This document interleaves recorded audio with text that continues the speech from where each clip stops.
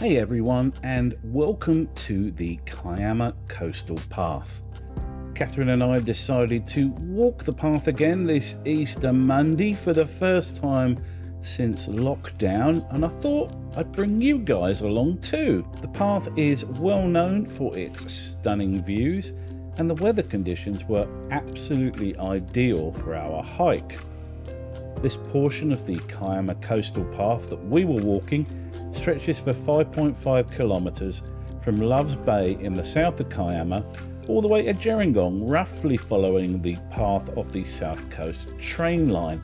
So it's about an 11 kilometre round trip. Parking is at a premium at both ends, and you may find you have to park on the street a short distance from the start of the walk if you go on a busy day.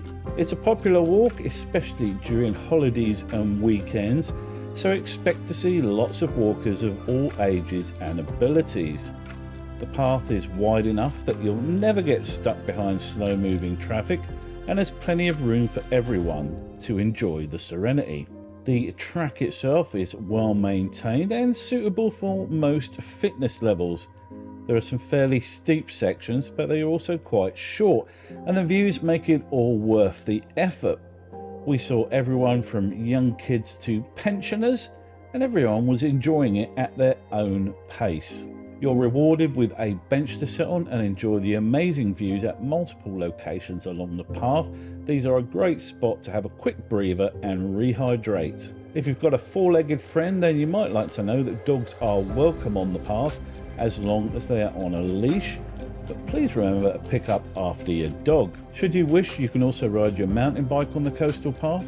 We saw several groups riding their bikes, all of whom had special electric assisted bikes, which is understandable given some of the terrain. On the day we walked the path, the wind was gusting to around 20 to 30 kilometers per hour. It was a welcome breeze that helped cool us down during the walk.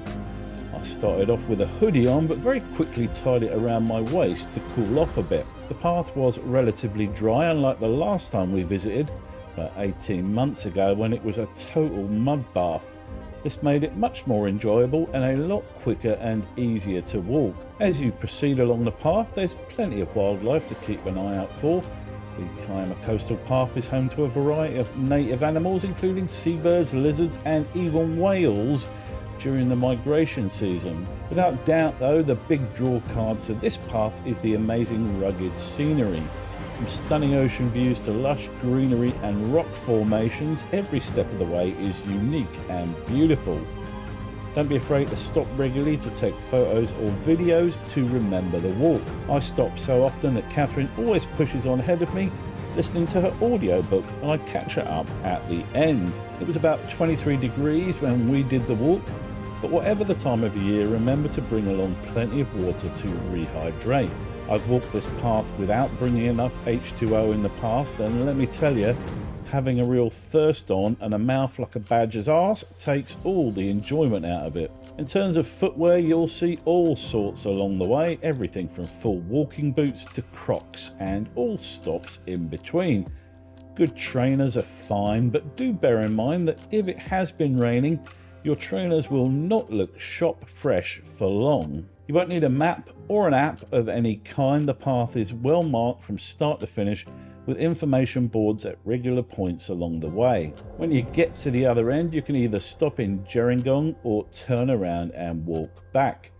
If you're only going one way, then one thing to bear in mind is that the lagoon at the Gerringong end is often open to the sea, making it impossible to get across to Wherry Beach unless you want to swim it. The path begins and ends at excellent coastal holiday towns, and both Kiama and Gerringong offer a range of cafes, restaurants and shops for a well-deserved break or post-walk meal. Overall, the Kiama Coastal Path is a must-see destination for anyone visiting the south coast of New South Wales, and it's a rarity in terms of coastal paths. Whether you're an experienced hiker or just looking for a leisurely walk with stunning views, you really will not be disappointed. Thanks for joining me on this little barefoot geek adventure, and I'll see you on the next one.